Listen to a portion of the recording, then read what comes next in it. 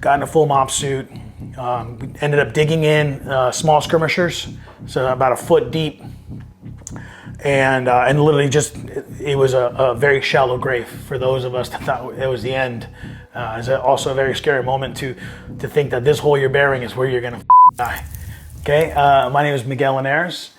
I was in the Marine Corps, 0311 from 2001 to 2005 active duty, and re-enlisted in the Marine Corps Reserves from 2009 to 2015. I got out of active duty as a corporal, went into the reserves, promoted a sergeant, and I stayed a sergeant the entire time. So originally from Orange County, born in Westminster, mom and dad, both Mexican immigrants. My mom and my dad split when I was about 3, and I was raised by a stepdad. I don't think he liked us too much, so it was really tough around my house. He was really strict. A lot of lessons were, you know, on the back of his hand or the end of his knuckles. So it was tough growing up. But my mom and my stepdad both worked really hard. I feel like I was raised by just my mom. My stepdad was there, he kind of just as an enforcer. I didn't really get a lot of love, but I guess, you know, it's life. What inspired you to join the military? I actually remember the day. It was in high school.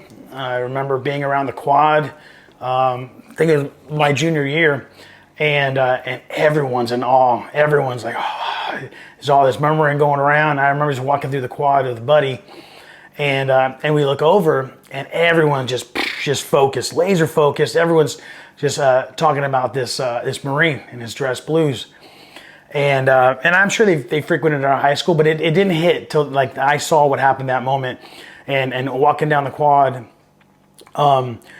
he walks past, and every girl is just laser focused, and they're like, oh, this dreaming Marine, he's so hot, and the fucking teachers are gathered around, and everyone's just like, even the dudes are probably fucking jocking this guy, and I remember that response, and I just remember looking around, and I was like, this is what I want. When I walk in a room, I want that response. And I had a U.S. history teacher whose son, I think, was in the Marine Corps, and he talked great things, but it all just started clicking at once. And I remember following him out, and I was like, hey, how you doing, man? My name is Miguel. I was like, what do you do? He's like, I'm in the Marine Corps. He's like, are you interested? And, you know, he gives you that whole selling pitch. He's like, what grade are you in? And he's like, what do you want to do when you get out? And I had absolutely no fucking idea. My parents weren't rich. I didn't plan on going to college. It wasn't even a thought in my mind. But I remember all the questions and all the attention I got after leaving the conversation with him, because no one dared to approach him. No one said anything. He probably had just left a meeting with a principal or something, you know, talking on behalf of one of the students. And I remember getting his card and him walking away. And I remember thinking, that's what I want. I want to be a Marine. My senior year, my parents signed the paperwork to go ahead and put me in a DEP program and go to boot camp if and when I graduated, because I had some pretty bad grades. So the gentleman that I got the card from, I don't recall his name, but when I went in to talk to the recruiter's office out of Bishop Viejo, there was another guy there. He's like, I can help you. And this dude was fucking jacked, big dude, really good shape. He was Sergeant Beard. And I remember talking with him, and he's like, puts all the little wood chips, the little placards down. Tell me in order what's important to you. And of course, it doesn't matter what you pick. They're going to sell you on that. You know, family, you know, financial response, you know, all this stuff. And the Marine Corps offered everything. And I was like, you don't need a sales pitch, man. I want to be a Marine. I want to be like you. I told him, I was like, dude, we don't have to do much. Just tell me what I need to do to get in. Tell me what I have to do, and I'm in. Don't sell me. I'm already in. Yeah. So I was, you know, got my grades, transcripts. He saw that I was not on point to graduate, so I had to go to continuation school to catch up on all the grades I had failed, and it was a lot of work for me. It was really hard, but I was going to do anything it took to be in the Marine Corps. At the time, in the 90s, I was really good at putting, you know, amps and subwoofers in people's. I was helping my friends out. Oh, you like wires? He's like, how do you feel about being a mechanic? I'm like, that'd be great. I love cars. He's like, what about, you know, being a mechanic on a plane? You want to be an aviation mechanic? You know, you get out and get a job with Southwest making $80,000. I'm like, wow. He's like, yeah, I want to do that. So originally my MOS was Aviation Mechanic. And I changed it later after 9/11.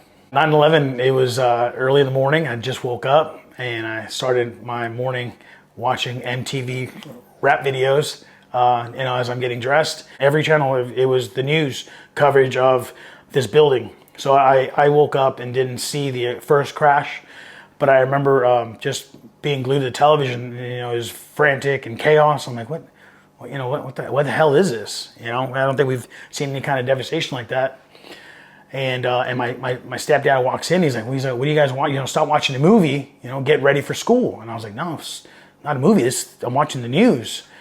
And at that moment, while we're watching it, the second plane crashes into the towers. I'm like, what the hell? I have no idea what the World Trade Center is. I found out later it's in New York, and I get ready and I go to school and I'm like, that is insane. And I go into school not knowing, not grasping how intense that was and the devastation that caused our country. Not watching the building come down. I was watching that at school with everybody else. There was kids in my school that were crying. Some got pulled out of school because they had family in New York. At that time, I didn't know how to feel. It didn't even hit home, till I grew up, until I watched something about 9/11 as an adult, having kids, like what really happened. But I knew that we took a hit, as a nation. America took a huge hit, and I wanted to do something about it. I wanted to help, help avenge these people. So I contacted the recruiter that day or the day after, and I was like, hey, I want to go. There's going to be a war. That's what was on the news.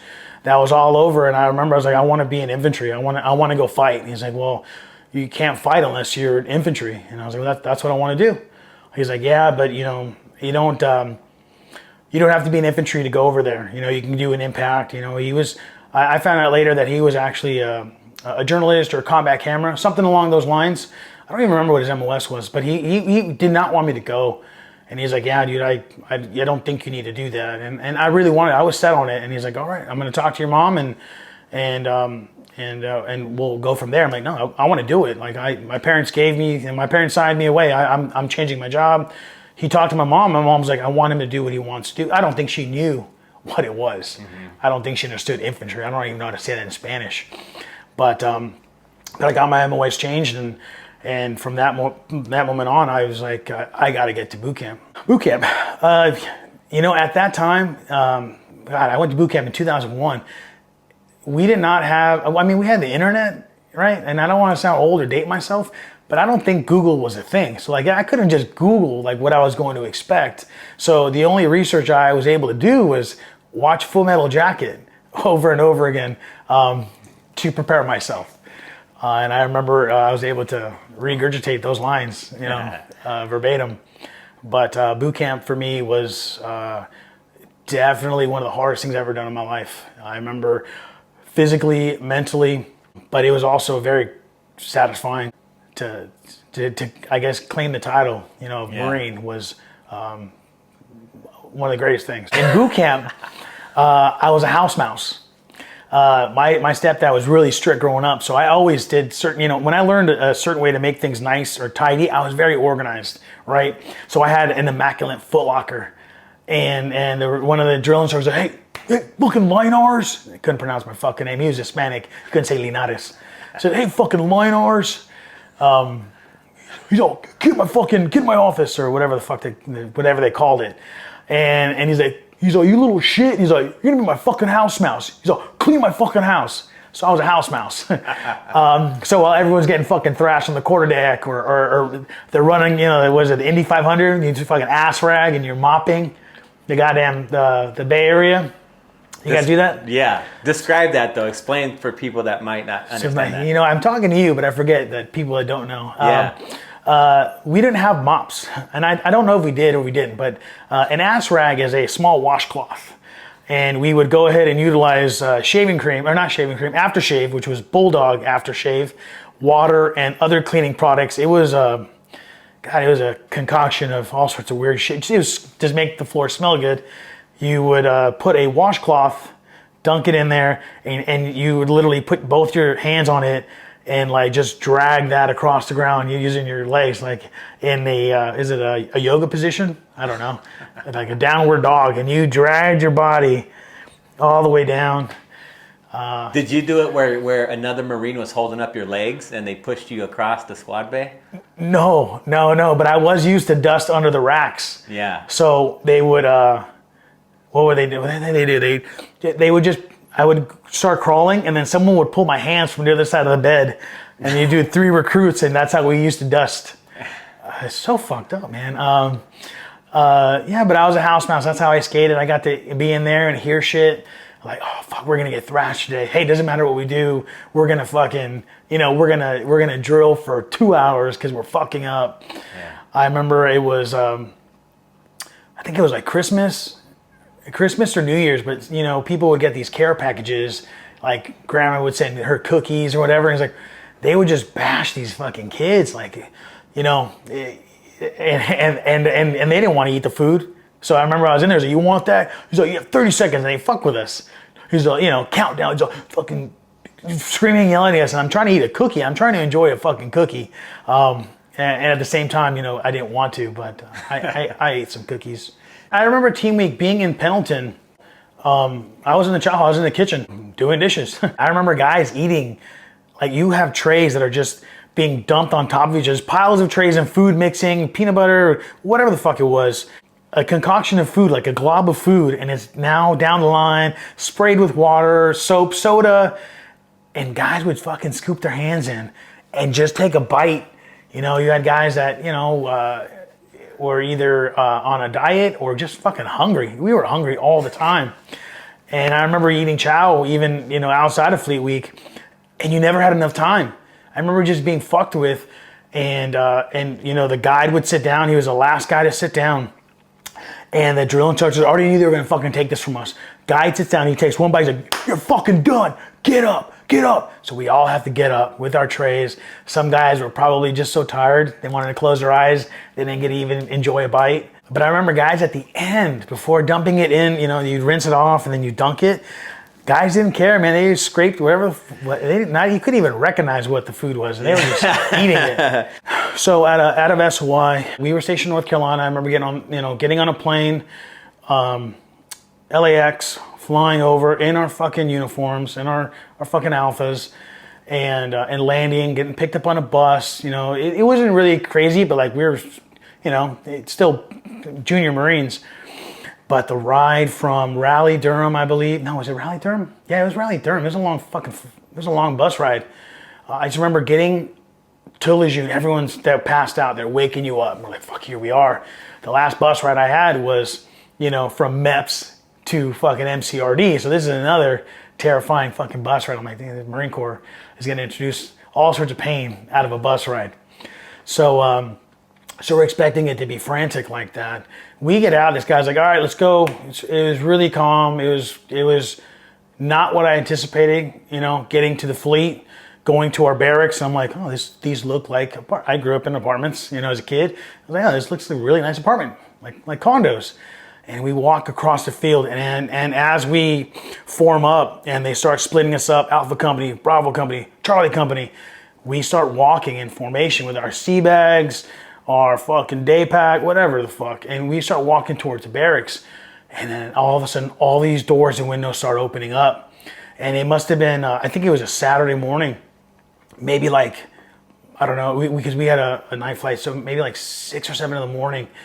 And then all these dudes coming out, shirtless, fucking, in civilian attire. It's their weekend. And they're like, hey, fucking boot. I've never heard that word. Hey, fucking boot, fresh meat, and just start fucking screaming. And then now every building, this is like a horseshoe, 3 buildings, Charlie, Alpha, and Bravo Company. And I'm walking towards my building, and I'm seeing all these dudes just come out and start yelling and cussing at us. And I was like, these guys are leading us to this shit, to this fucking chaos. And I'm dragging my sea bag, and I'm fucking pouring sweat. I'm like, what the fuck, dude? And it was chaotic, man. These guys are throwing bottles from the 3rd deck, cans, and I'm like, this is like a fucking prison movie. Like, what the fuck? And we get walked, and now we're in formation, and they're like, yeah, you're mine, motherfucker. I'm gonna fuck God. And like, I don't even, all the shit that happened. I just remember like being terrified. What the fuck is gonna happen next? And I'm looking to whoever, the dude in camis, the duty, forming us up and getting our names. And it just seemed like it was fucking forever. in this formation, but they're behind us, still fucking yelling and cussing at us. So yeah, look at me again, motherfucker. Yeah, and the ones that had an easy enough name to read, they were after you for some reason, or if they didn't like the way you looked. But it was very chaotic and very hectic. And I remember being moved into the duty area, inside of each floor had like a couch and a television room. Mm-hmm. And I remember you go to your appropriate floor and you kind of waited to be fucking ushered to your bedroom. But these guys were out there the entire time. Like, it was literally like a prison movie. You're walking by and they're just cussing you out. I was like, hey, I made it, man. I got the EG. I earned the title. And they didn't give a fuck. Wait, so what unit did you get dropped to? I was with the 1st Battalion, 2nd Marine Division, Bravo Company. I was very disgruntled, having been sent to North Carolina. So I got fucked with a lot. And not just after we got, the boot dump, that week, because it was libo. So they said, once you get your assigned rooms, formations on Monday, you're on your own. Like, that was it. So some of the guys had some horrible shit happen to them that weekend. I remember being a boot, getting woken up at 5 to go police call, cigarette butts, cans, bottles, people that shit in the dryer just to be dicks. But I seem like I feel like I got in trouble a lot. People would shit in the dryer? There was a turd in the dryer one time. People would steal your laundry, and then they're wearing it. And I'm walking. I remember a dude. I was from Orange County, and I had like a skate shop shirt. It was like Laguna Beach or L&L, Laguna Beach, and so it was an Orange County shirt. I got to find it in North Carolina, and it was taken out of the dryer, and I was like, "Fuck! Someone took my stuff. Oh, they took my jeans." And this fucking asshole is walking past me in the barracks wearing my shirt. And I'm like, hey, Corporal, that's my shirt. He's like, shut the fuck up, Linares, you fucking boot. It's not your shirt. I'm like, you're from like, I don't know, I think he's like Connecticut. I was like, you're not from Orange County, you fuck. There's no eBay back then. Like, there was nowhere for him to get that shirt. He stole it. So I lost a shirt. But I was fucked with all the time, and I remember talking to a couple of guys after we got out, and they're like, you know what, Linares, we fucked with you a lot because you can take it. I was a smart ass, man. I was a smart ass, and I like to start shit. I remember being in 29 Palms for CAX, before we went to Iraq, and I just had this dude that I couldn't fucking stand. He hated me, and I hated him, and he was a Lance Corporal. I promoted to Lance, and I was like, hey, we're like the same rank now. Like, yeah, he's my team leader, right? And he fucking hated me. And none of these guys are deployed yet. Like, we're all officially boots. Like, this guy's just senior to me. I got to listen to him. Adam Marshall fucking wrecked my life constantly. God damn. Yeah, I talked to these guys later, and like, you were one of the funnest boots we ever had, because I guess I could dish it out. Yay me. I was a fucking battered wife, I guess. Dude, how was CAX for you? What was that like for you? I can tell you that I was, we were in case-bands. So case-bands, the metal fucking little structure. It looks like a really giant doghouse. And back then, it was just sand. You walk into a case-band, it's sand. It's sand inside, it's sand. It's a fucking desert, right? And I would have to sweep the fucking case-bands out. What the fuck am I would sweep forever. Like, we're going to the chow hall, Linares, you're fucking sweeping. So I'd have to drag all the costs from one side to the other to make the sand pretty. It's fucking sad. I got in trouble one time for, I don't remember what, but I got put on ice watch. So I had to make sure the ice in the cooler did not melt overnight. So I was on fire watch for like, I think one time it was like 3 on, 3 off.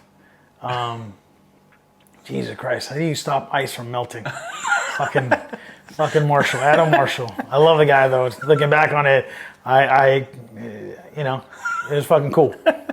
Marine Corps. When we did the workup, I don't remember much more than the little funny things like CAX, but I remember getting on ship. So it took forever to get from, I think we left from North Carolina, South Carolina, and we do the grid because it's a straight line is an act of war.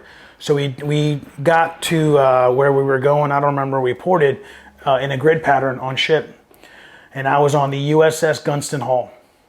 I think it's since retired, but we landed. We went to the Suez Canal, Egypt, all that shit on ship, and we finally got to the dirt. I don't recall where. But we go into Kuwait, and now we're in Kuwait, literally living the Jarhead movie. Anyway, Jarhead wasn't out yet, right? But to kind of put people in perspective, we did that. We sat in line. We chugged water. We patrolled the desert. We actually did fight scorpions and ants. We did all that shit. And we were in Kuwait for about 30 days in our fob, and we were at Camp Shoot. It was nothing more than just dirt berms and tents. There's no AC. There's generators running power at night. We are shitting in the barrel, the drums. I burn shit. I stirred shit. I have some lovely Polaroids of that. VA won't compensate me. But we're here for 30 days, and in 30 days to a kid, I'm still a kid, seemed like forever. And we get to a point where we're not going anywhere. We're not going to go. It's a show of force. At any time we are getting the fuck out of here, we're going to go back home. I was like, man, I got all these things to do. And then the day comes where we get a mail dump. And I remember our camp, it's nothing to do, man. It's fucking, there's nothing out there. It's literally just Marines. And so we get fucking 7 tons. 7 ton is a large Marine Corps fucking truck. It's, I don't know how to explain it. It's a semi-truck, right? And they hauled just bags of mail. And they were fucking orange and white bags, U.S. mail. And these are all our care packages. And so we got mail. Fuck, we got mail. We hadn't had any mail since, I think we got a couple mail dumps on ship. But now we spent about a month in country and nothing. And we get mail. For lunch, we had the Air Force bring us chow. We've been even eating MREs. We got a couple of hot rations, which are the higher end MREs, from the chow hall. But we got sandwiches. Ham on bread with cheese. It's not something they put in MRE. So we got Air Force chow. We got sodas, and then there was an ice delivery. We hadn't had ice yet, so we put ice in these bins. Dude, this was fucking utopia for us. We hadn't had anything, any luxuries. And end of the night, satellite phone. Fucking satellite phone calls to everybody. It was staff and officers first, then it was married Marines, and then everybody else. And I must have waited in line. It seemed like, I don't know, over 12 hours, just waiting for my phone call. I called home. I think I talked to my mom very briefly. Hey, I'm in Kuwait. I'm good. Hey, I'm good, Mom. I'm just waiting to get back on ship. I'll be home soon. And the next day we get briefed and start loading the tracks up. I'm like, all right, we're going home. And I got a lot of pictures of us standing by. It must have been about a whole day's worth to load all our shit. And I'm like, all right, we're bringing all our stuff. We got to be getting out of here. And that was when we started the trek from Kuwait in track formation headed to Iraq, which I believe was about maybe 2 days, maybe one night, 2 days. So from the morning, I remember sleeping out in the middle of Kuwait in the desert. I'm like, where the fuck are we going? And we come out to the middle of the desert, and I remember we stopped, and there's a lot of, I must have passed out, and I remember waking up to like a drill. What the fuck is happening? And we drop ramp in track formation, so there's we're in a kind of a line, and I remember we get out of the tracks, and I cannot make out what's happening. All this fucking madness on the radio, and we look out into the distance, and we see fucking rockets flying out of the ground, and I guess we are just thinking, what the fuck is it? They're aimed towards us. So all of a sudden, our staff NCO comes from his track, runs over. He's like, gas, gas, gas, fucking gas. So we are in the dark, in the middle of the desert, and we go into full mop gear. And I remember being in mop gear all the way through the invasion. The next day we end up hitting nothing happened that day. We obviously didn't get bombed, but that night, I believe there were Kuwaiti or Iraqi base that were firing starburst. I don't know. It was a test. I don't recall what happened, but there was rockets that came out of the ground and it fucking freaked everybody out. Got in a full mop suit, We ended up digging in small skirmishers, so about a foot deep, and literally just it was a very shallow grave for those of us that thought it was the end. It's also a very scary moment to think that this hole you're burying is where you're gonna fucking die. So the next morning was the last push to Iraq, and that's where I remember stopping along the way and filling up tracks and tanks, because tanks are in the tail end, and we finally get to a position, and we get, we stop, we're online, we're kind of waiting to hear what the track guys are telling us, because there's a guy in the back, the engineer, whatever he is, and he's on the radio, and he's kind of relaying what they're saying. Hey, we're stopped. There's a city, there's a town, and we're just sitting there and like, shut up. Everyone's just talking. Everyone's farting. Just fucking young Marines farting, eating sunflower seeds, just not paying attention. And I remember he's like, I remember hearing a tink. It's like, dude, and over the radio, he's like, dude, there's a dude on the roof who just shot at the tracks. And I remember the tracker's like, he's like, woohoo! He's like, yeah, we just got combat action. We just fucking all got fucking a car combat action ribbon. Mm-hmm. And we're like, hell yeah, and then I guess over the radio, the tank is given the order to go ahead and fucking level that building, and they fucking level whoever the fuck had that pop shot hit us. And that literally was the first round fired to initiate the war. And then just later on, the madness that is the Battle of the Bridges in the city of Nasiriyah. Barreling down these streets, headed into what potentially was the last day for a lot of these kids. If you can recall, Nasiriyah is also where the A-10 took out all those Marines in a track. He couldn't make them out from the air. Looking back now, man, I don't remember much, man. It was so surreal. It's like a fucking video game. Back then I don't recall first shooter games like they are now. I don't play those. They fucking bugged the shit out of me. I guess I'd like to say that having experienced it for reals, I don't see the joy in playing a fucking game. Maybe that's just me, but it was fucking crazy. And they ask you, people ask me, are you scared? Did you kill anybody? It doesn't bother me anymore, but I will say that having had no other training other than the shit that was just hammered into my fucking mind for the last year, I literally just resorted to what I was trained. Muscle memory, that's what I fucking did. I'm up, he sees me, I'm down. Bounding from fucking building to building, shooting at fucking flashes that I saw. We were providing security for a convoy, and I believe that's Jessica Lynch and all that. I don't remember the unit. I don't recall. I just remember we were following the Army. Hey, they're lost. Hey, man, we don't got comms with the Army. Okay, they just fucking left. All right, we don't know where the Army's at, so we follow in, and then they're like, later on I remember being told, hey, there's no combatives, Nasiriyah is fucking clean, just fucking sweep through, we're providing security. But it actually ended up being, a fucking ambush, it was an ambush alley, and it was elevated positions, it was fucking narrow road. A lot of the tracks got hung up on electric lines or power lines, and it was pretty fucking bad. The rooftops were just over, so they can look into any of the tracks that were opened up. They have the rooftop, and you can open up, and you literally can see clearly into the entire track. The track is a tank without a fucking a main gun, without the cannon. But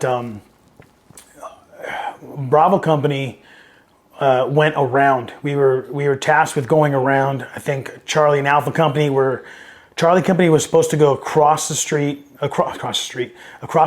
and provide security on the other side. There's two bridges through the Euphrates River, and Alpha Company was on the closer end. Charlie was supposed to be in the farther end. We were supposed to go around. Some of our tracks got stuck in the mud, and so we were going on foot through the city to get to the other side, to the objective, to help Charlie. And I remember over the radio, the tracks got hit. Later finding out that it was an A-10 Warthog that came through and just fucking made Swiss cheese of this fucking tank and the Marines inside. And the end result was the A-10 could not identify the track. So they saw it as an enemy because of the power lines were so low. They weren't able to get comms out that they were successfully on the other side of Nasiriyah, and they were going to provide security, so the A-10 fucking wiped them out. This whole day was a fucking cloud. It's just fog. They say fog of war, right? I remember moments. I remember at the end making it to the other side of the city and providing security because Charlie was non-combat effective. They lost a fucking track, and all the Marines that were in there. The guys in the tank or in the track were inside, you know. And when we made it to the other side and we were set in position, we were hearing rounds coming down range, and it was the ammo that was under the benches of the track.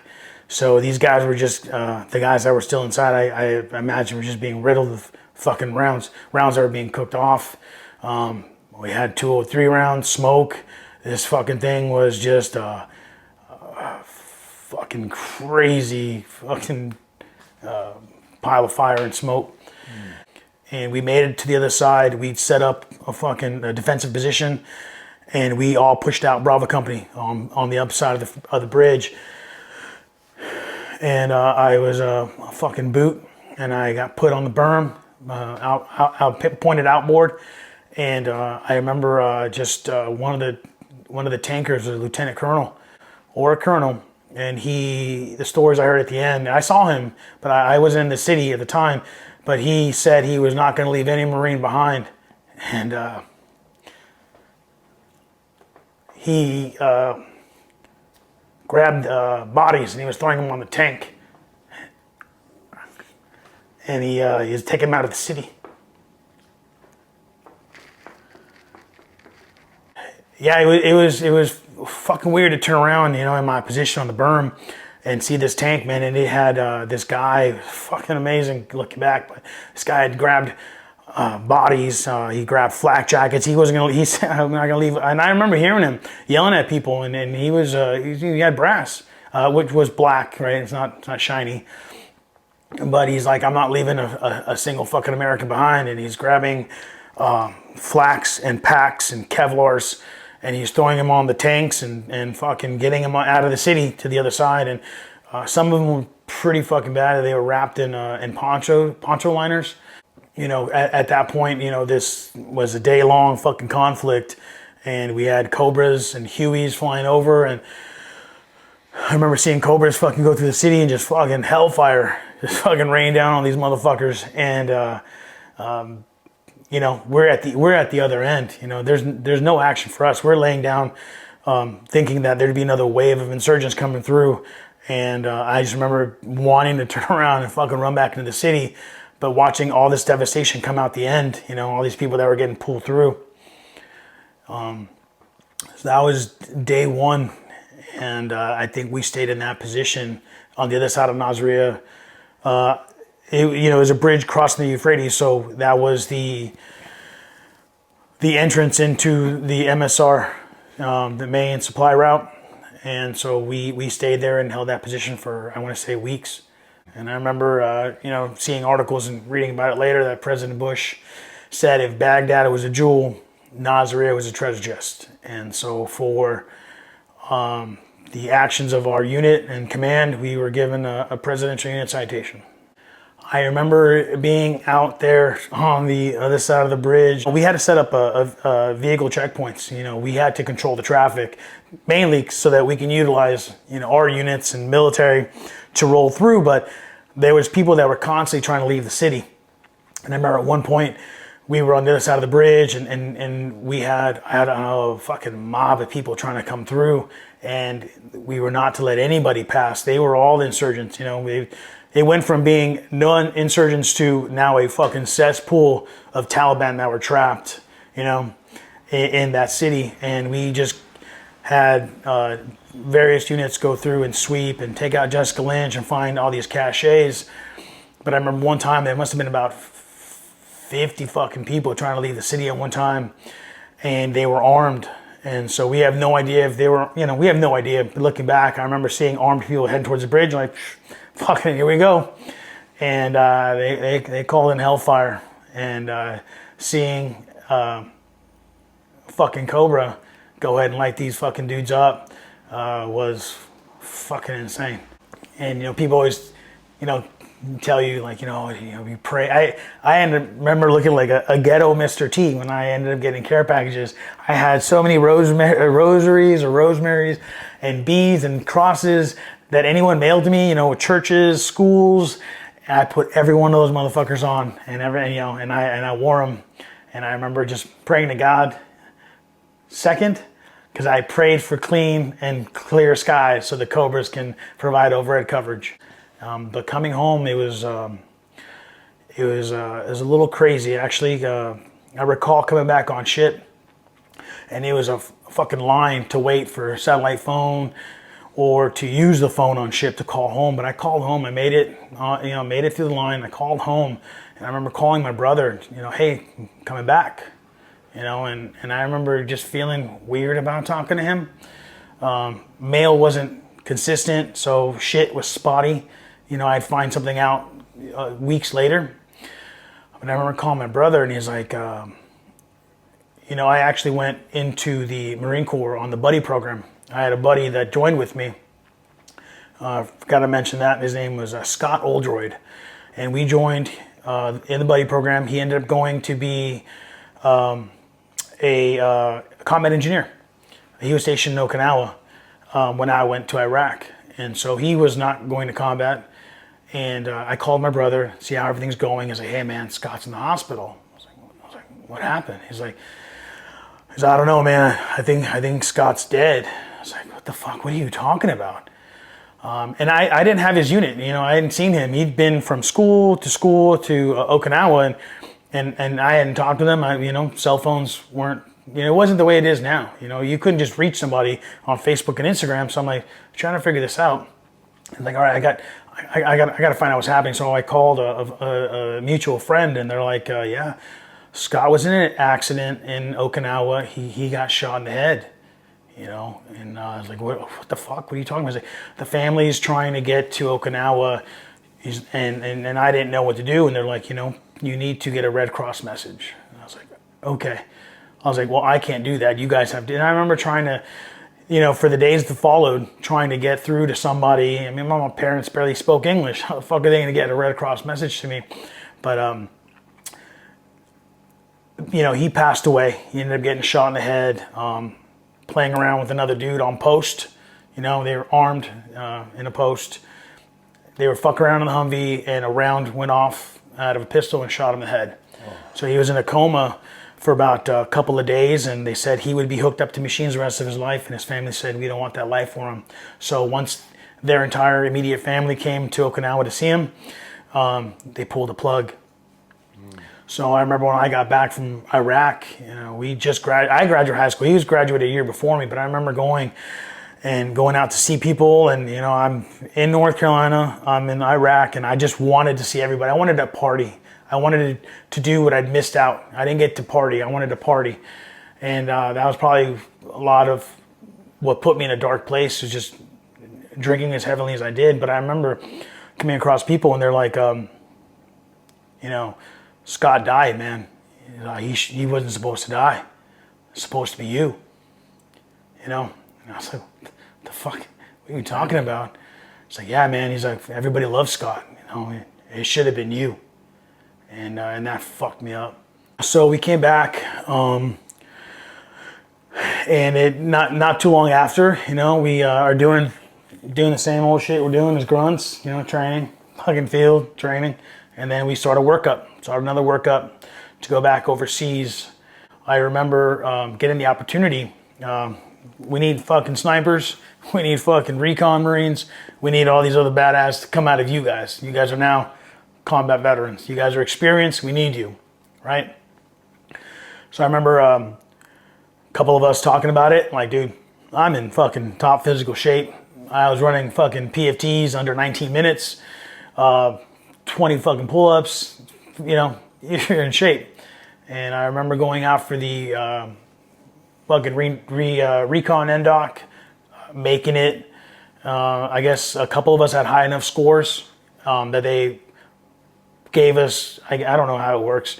We got orders to go to force recon at a Lejeune. So the day we went to go check in, this is prior to finding out we were deploying again. The day we went to check in, there was a mass sergeant we were talking with, at their fucking base, or their part of the base. And he's like, hey, just want you guys to know, 1-2 is going back. So if you guys want to go ahead and leave my office, I'll shred these papers and nothing's going to happen to you. You know, fucking you were never here. And so I believe there was 5 or 6 of us, and we all got up and walked out. Went back to our unit, and we went back to Iraq. We flew over instead of going on ship, so we didn't have the ship life, you know, the good crab eats, mid rats, you know, eating in the middle of the night. It was fucking awesome. But it was a different mission. You know, when we went to Iraq the first time, there was Geneva Convention. It was war. It was conflict. You know, we shot at whatever the fuck we wanted to. It sounded like cowboys, but yeah, we were able to defend ourselves. And I think when we went back the second time, some of the officers were better briefed. Maybe there was more intel, but it got to the point in the middle of our second deployment where we had to be prepared to explain ourselves if we were engaged. You know, who we were engaging, who we shot at, you know, and at that time is when we were trying to win hearts and minds. You know, we'd conduct a raid in Iraq, and sure enough, 2 or 3 days later, we'd have a unit that was out there putting up a new door and giving these people muffins. And, you know, we were still getting fucking hit. We weren't in a fob. We weren't on a base. We were protecting oil refineries. That's what we did. We went from an oil refinery to a fucking fob. And it was just different, man. It wasn't the same. But I feel like I was hardened. I'd calloused a little bit. I was more aggressive. We were losing a lot more people in our company. So people had a lot of resentment. There was a lot of anger when we patrolled. So when we came back from our first deployment, I had 2 roommates, Carol and Charles. David Carroll and Charles Hansen. It was late at night. I remember one of my buddies. It's like, hey man, the patrol from my company, my platoon, one of the patrols just got hit. Like, what the fuck? What happened? It's like, dude, it's fucking there's the IED. So they dug under the asphalt. Asphalt's not like it is here, man. It's fucking dirt, and in the middle of a fucking dirt town is an asphalt road, and so they'd dug under the dirt about a foot or 2, and they placed a fucking a mortar round, and they blew it up and hit one of our vehicles. And my roommate was in that vehicle in the back. I believe he was the gunner, so he was actually trapped under. He was pinned by the weapon system, and so my other roommate was actually on patrol with him, and.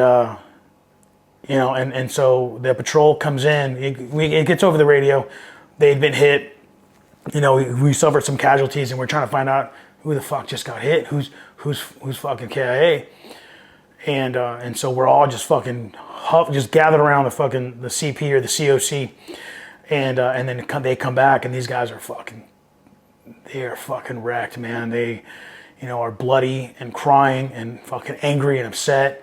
And I remember then actually we all just go back to our fucking tent. It's just a tent with plywood. And these guys, dude, everybody loved Charles, man. He's a great dude.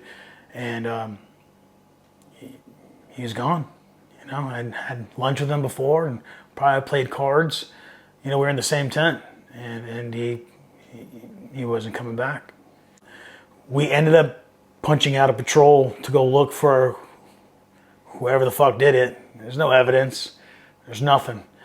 But the level of aggression that was in that fucking door-to-door, we went door-to-door through the city, just fucking wrecking that town, looking for caches, firearms, and it was tough, man. People were just angry.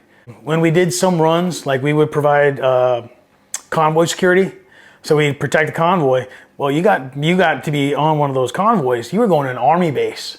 Fuck, went into an army base. They had a fucking movie theater. They had a fucking Baskin Robbins, a Pizza Hut, and these were all Pizza Hut trailers. Fucking gyro spot. Like, dude, it was fucking insane. Like we had these weird fucking giant plastic drums, and I believe they look like septic tanks, right? But we had those outside of our tents where we would have a truck come by every morning and dump blocks of ice. And that's where we would throw our water bottles, and as the sun rose in the sky and melted the ice, that was our refrigerator. So when you go to these fucking army bases, man, we got pizza, we got batteries for our Walkman. You know, there was no iPods. I had most of the pictures I have, fucking all the pictures I had were from wind-up cameras. So I remember being able to buy another disposable camera. So, and I don't know what it looked like. If you fucking blinked, I lost that. That picture was gone, right?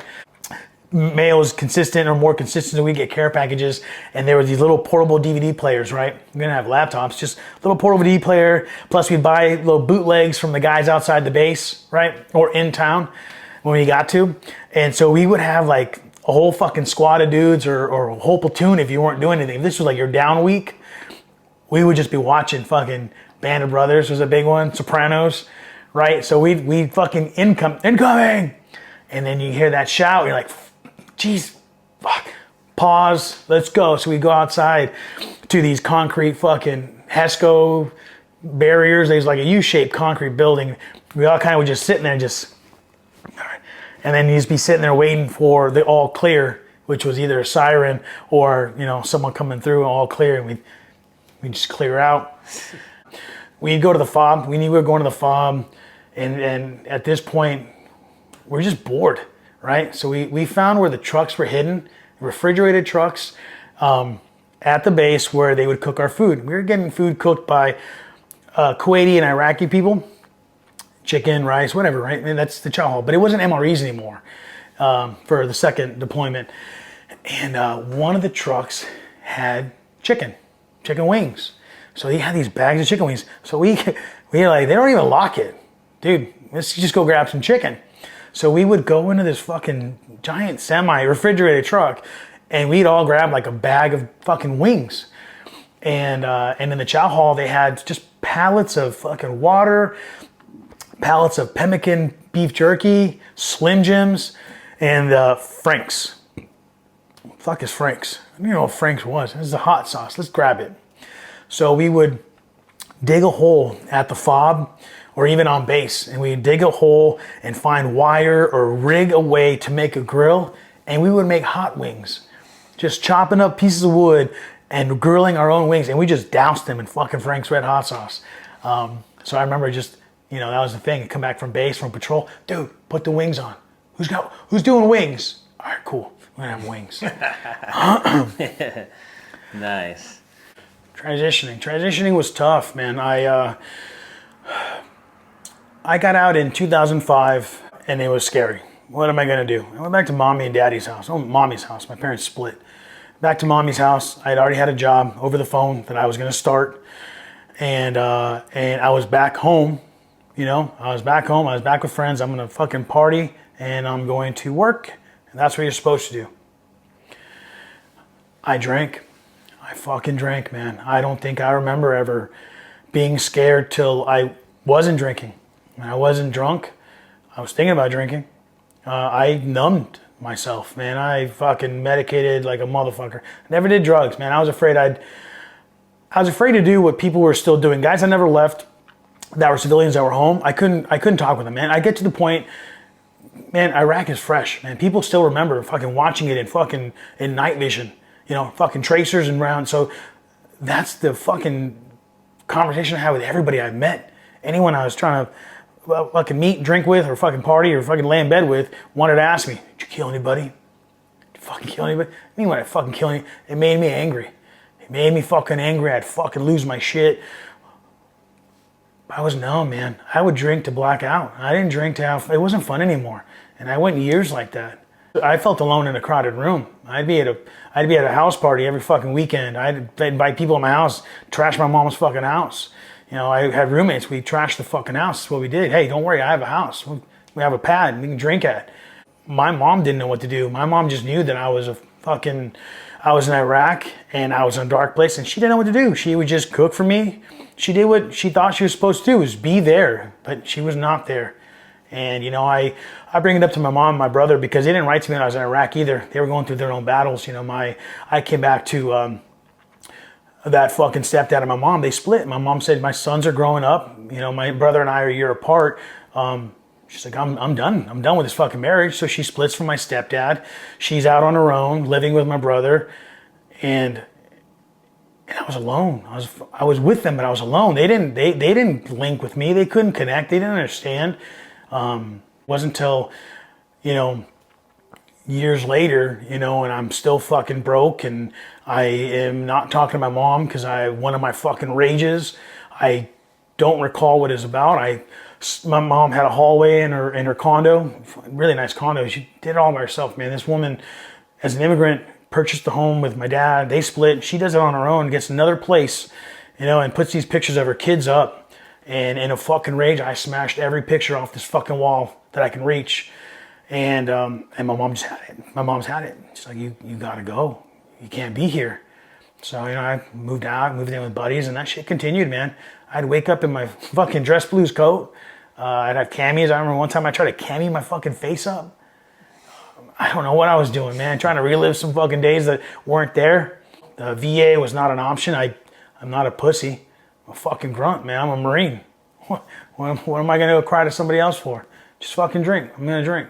You were telling me a story about seeing that semi crash into that vehicle. So, second deployment, come back. I get out. I'm out. I'm out. My buddy's out. And he's in up north. He's Northern California. And he calls me up, and I want to say it's Memorial Day or Labor Day. It was one of the holiday, right? And so he's like, yeah, my girlfriend, my whatever she was, has a place in Havasu. We should go fucking party. Let's go. And I was all right, cool. And so I'm like, all right, cool. Let me get the time off. And I get the time off and fucking load the truck up. Take my girlfriend at the time wasn't my wife. Sorry. So we load up, and a buddy of mine's like, I'm not doing anything this weekend, man. I want to party. I'm like, dude, I'm going to Havasu. You want to come? I'm thinking, you know, girls go wild. There'd be pasties and sea-doos, and that's what we're going to go do. So I fucking made him believe that. And so he gets in the car, and he just follows us out. So it's me, girlfriend, and a civilian buddy. We head to Havasu. On our ride, we left after I got off of work. It's dark. I don't know, after 7 p.m. And we're driving down this 2-lane road, right? One in each direction. And we come up to an intersection, like a T intersection, and I can see that there's a truck, and it's like on its side, and there's people on the side of the road, hysterical. So I pull over, I slow down. I was like, what are you doing? I'm like, what the fuck is happening? I pull over. Something didn't feel right. I've passed, you know, accidents before and didn't think much of it. It's out in the middle of nowhere, and I'm thinking, we gotta help these people. You know, there's some ladies there. I'm still a gentleman. I'd like to help. And so I pull over to the side, and this lady's like, oh my God, there's a fucking accident. They're in the car. They're still in the car. So I'm like, dude, hey, Roger, get the fuck out. He's like, what?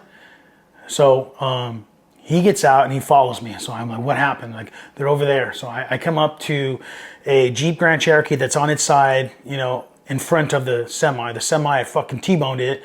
I guess the kids in the car were going, or they ran the stop sign and the fucking semi hit it, or the light. So ultimately, the Jeep is on its side. There's a couple of dudes, 2 or 3 dudes there. I'm like, what the fuck happened? He's like, dude, they're still inside. They're non-responsive. So a couple of us get on the side, and the Jeep falls over, and now it's all wheels down. And there's 3 people, the driver, passenger seat, and then behind the passenger is another person. We open the door, hey, no one's responding. So now it's myself, Roger, and 2 or 3 other guys, and we grab this gentleman and take him out. And he's not responsive. At this time, another car pulls up in front of mine or behind. I just saw another car come up, and I remember someone just fucking darts towards us. He's like, hey man, I'm a fucking corpsman. He's like, hey, fucking Doc. He's like, dude, these guys they're out. They're out. He's like, yeah, I'm a Marine, man. I don't know if that meant anything. I just had to let him know. So he's like, all right, dude, let's get him out of here. He's like, dude, drag that guy further away. So he and my buddy pull that guy away, and now we have 2 or 3 dudes trying to get the passenger out. And I couldn't fit in there to help, and I don't know what I can do, but I think the seatbelt stuck. But they're there for more than I felt comfortable with. So I remember grabbing the door, and I fucking put my foot down, I put my knee down, and I just fucking moved forward. And I'm not a big dude, man. At the time, I don't know, I'm still little. I'm like 5'6", 165 pounds, and I just fucking put down, and the fucking door just flattens out alongside of the trunk or the hood, and then so we were able to pull the guy out. While we pull the guy out, semi truck is I guess is on fire or starting to spark, or there's a flame by the thing. It catches and literally comes up to it races up to the Jeep Grand Cherokee, and then that light's on fire, and these guys they fucking back away. You know, the driver is the only one left. And so I remember just kind of, I had a moment where I can see the guy, and the dude was unconscious, but like he had, I don't know if it was a spine or something, but it was something sticking out of his chest. I don't know. I'm assuming he got fucking hit by a semi. It's probably a spine, and he's not responsive. The fucking car catches slowly on fire and starts picking up the side of the Jeep, and I remember he starts to fucking move, to twitch, to being on fire. And the doc, he's like, dude, we gotta get the fuck out of here. And he pulls me, and it didn't explode. It wasn't anything fucking phenomenal, but it's on fucking fire. The car's on fire. The fuel is fucking sparking it. And so we go back. Doc says this guy's out. The other guy is got a pulse, so he has my friend. He's like, dude, fucking clock his pulse, check his pulse. I want you to fucking tell me what his heart rate, what his rate is. So my buddy's freaking out, and he's fucking checking his pulse. He's like, he doesn't have a pulse anymore, and I guess essentially the guy dies in his lap. At this point, fucking, we have lights and sirens on scene. The cops are there. I don't remember if there's ambulance, helicopter comes, and the corpsman goes, makes contact, and I'm like, dude, we got to go. You know, our job is done. There's nothing we can do here. And my buddy's still in shock. He's fucking quiet. He's not saying anything. He's fucking stunned. And so I remember walking away. Just to make sure I was clear, I tried to approach an officer and just, I guess, let him know, hey, do you want anything from me? I was here, I saw, you know, fucking anything. And he literally wanted me out of the scene. So, hey, dude, we got it. Please move to the side. My buddy and I load up. All right, let's go. We got to go to Aviation, man. Let's get the fuck out of here. Yeah. And he gets in the car. He didn't say a word. My girlfriend is in the car. Had just watched this whole thing from the passenger seat. I don't think she got out at all. And we're driving, and it's quiet, not a word. And I don't remember doing much more than turn the music up. Maybe we get to the next gas station. Hey, I got to piss, man. And it hasn't hit me yet. Like, this is just another day. And I get to the gas station. You guys want anything? He's like, no. No. I was like, all right. I get up. I can get out of the car and make my way to the bathroom and fucking do my thing, and I go to wash my hands, and I fucking see that fucking, you know, I am covered in blood. I have blood on my hands, got blood on my shirt, and it hit me. Everybody that was at that pump, you know, it's a gas station, the lights are on, it's bright, it's not anything, you can see everything. There's 2 people stunned in my car that are not moving, and I return to a car with people just staring at me. They probably think I just fucking buried somebody. And I remember going to the car, making it to my buddy's house, and he's like, dude, what the fuck happened? Oh, bro, fucking car flipped over. explained the whole thing to him. He's like, that's fucking nuts, man. Are you okay? Yeah, I'm good. And he and I started drinking beers, and these motherfuckers took shots and went to bed. And I remember looking it up later. Yeah, all 3 dudes died. All 3 guys died. The guy on the scene burned. The guy in the backseat fucking dead on impact. And the other dude fucking, I guess, the guy that my buddy didn't feel a pulse to made it on a helo and died on the way to hospital. But wow. That's wild. He's still a little messed up. I remember bringing it up years later. You know, we got together. I want to say like even 5-6 years later. Like we were just talking. And I was like, yeah, how you been, man? Good. Oh, good. Dude, you remember the Aviation trip? He fucking it hit him, and he's like, dude, I still have nightmares about it. I met my wife out of SOY, you know, in 2002, April 4th. She thinks she'll say, she's like, oh, how the fuck do you remember? I was like, I met you, you know, I'm a fucking angel. She saved my life. But I knew I was in North Carolina. I knew I was going to Iraq, so we maintained a friendship. You know, I still have letters she wrote to me, and I wrote to her. We have these letters. But I came back. She found out I got out, and we found each other, and we tried to date. But I was not in the right space, and she didn't, want to be around it. She didn't recognize the man I was or the person I was.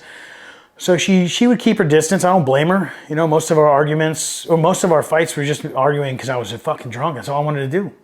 So she would keep me at an arm's distance, you know, like a fucking drill instructor. And you know, at one point, we just connected. We met. We saw each other at a bar, and I saw her, and I felt safe. You know, I was out with friends. It's like 2008, and I saw her, and I think we were just leaving, but I don't know. I don't know. I out of a crowd of people, the fucking light hit her right, and I was like, I need to find her. I need to get her, and she called me that night. She remembered my number. You know, it wasn't like it is now, you know, so technology's not the same. I keep saying that, but it was so hard to find people back then, like it is now. Like you just can find anybody on any fucking platform, but then it was different. She remembered my number. Wow. And she called me, and we just got to talking, and it took me back to when we were kids, you know, and you'd be on the phone, fucking connected to the goddamn kitchen on like 30 feet of cord, and we just talked, and we talked, and we talked, and we started dating. And I don't know what it was about this time that it was different, but I was ready to accept help. I was ready to confide in someone, to talk to somebody, and she was there, man. She was my best friend. And I fell in love with my best friend again. And God bless her, because she stayed. And there's a number of times where I thought, you know, it wasn't an immediate change, man. It took years. This woman's a fucking hard ass, because she put up with me for everything, for the darkness, for you know, not being able to provide. You know, I have a family with this woman, you know, 1 kid, fucking 2 kids and 3 kids, and she stuck by me. She fucking believed in me. She knew who I was. She loved me, and she took care of me, and she was there to listen, to tell me to shut the fuck up, to, you know, fucking get my shit straight. She, you know, one of the things I'll always remember, and I still to this day, is, you know, when you create a Marine, or when a Marine's made, when a Marine's born, when a Marine gets out, like, we are these fucking amazing tools, these fucking guard dogs, if you will. And a guard dog without a purpose, without a fucking flock to protect, without a job, is essentially a fucking pit bull. You're just violent. You're waiting to fucking hurt somebody. And I think when you find the right woman or man, you know, whatever, when you find that person to kind of fucking focus you, to kind of point you in the right direction, essentially your guide, you know, your other half, dude, it is fucking magical. And once I found purpose, you know, as a father, as a husband, as a provider, as a protector, man, I was born again hard. It was laser focused, and, you know, every time I, you know, if I can lose, my wife puts me back into focus. And at one point, you know, still struggling with my demons and shit. It took my wife telling me, you know, she's like, Jesus, and I was in an argument, and I just remember I was like, you know, I'm fucking not happy. She's like, oh, Jesus Christ, all you do is talk about the Marine Corps. Why don't you go back to the fucking Marine Corps? And that kind of put me in the reserves, and on that path. And I remember thinking, like, Jesus Christ, he's reservist. You want me to be a reserve? I can't go back to active duty. What the fuck what are reserves? Like, oh, 1 week in a month. Oh, great, you know. I need to be around fucking warriors. I need to be around killers. You know, I need to be around my fucking my people. And so I went through the process. I talked to a prior service recruiter, and this is all literally what helped me, at the same time as having my wife in my corner, find a path. I went to the reserves. You know, I went through the whole process. Got accepted to, not accepted, I got sworn in, and I got assigned to a unit. It was a golf company, 223, and we were at a Los Alamitos, and I went there, and I remember checking in. Oh, what a douchebag. I had gel in my hair. My hair was spiked. It's 2009.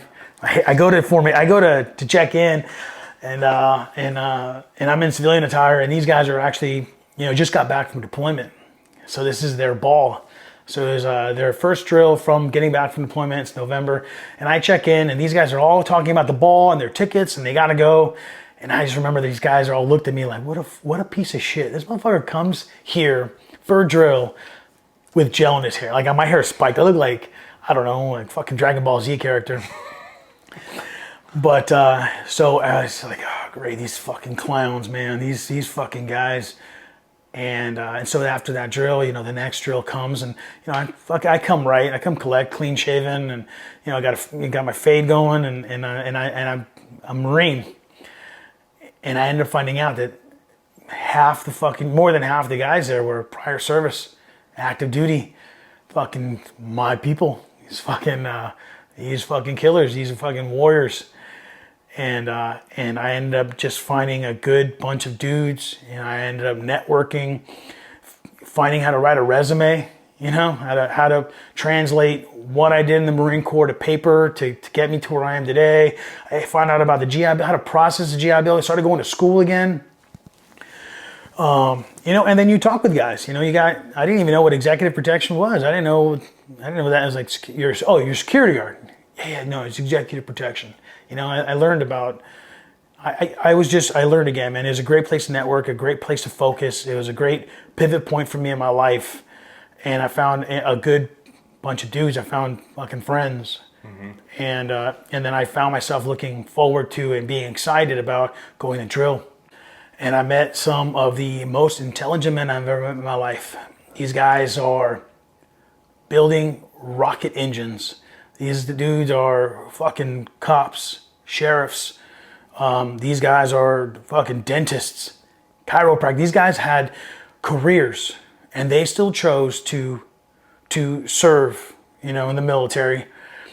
And a majority of them had families, had children. And I just realized, like, fuck, being in the reserves is so fucking hard. I had a newfound respect for these dudes that were living separate lives and still volunteered to go, probably loss in pay, time away from their family. I was going there to heal, and these guys were going there to serve, right? So it took me a little bit to get traction and try to repurpose what I wanted to do and contribute more.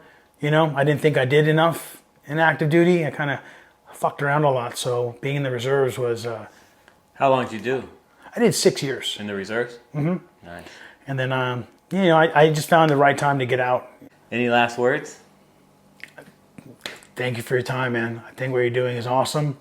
I fucking love the stories that you put up there. It's great to even hear something as cheesy as boot camp stories, man. Those all take me back.